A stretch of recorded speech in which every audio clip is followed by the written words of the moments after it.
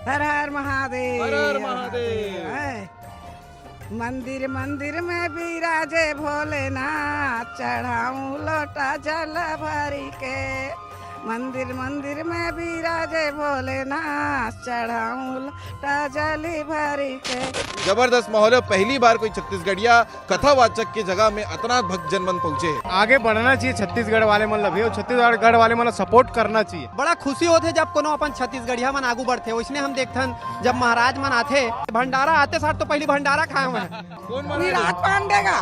विराज पांडे। हाँ? युवराज भाऊ युवराज पांडे। विराट पांडे। कौन दिना गणपति को मनाए, काहे न के गणपति मैं बनाए। सोमवार भोलेनाथ, चढ़ाऊं लोटा जल भरी के। तो सैंड आर्ट फेस्टिवल की तरफ से ये आए हैं और अंतर्राष्ट्रीय कलाकार हैं। काफी सुंदर है।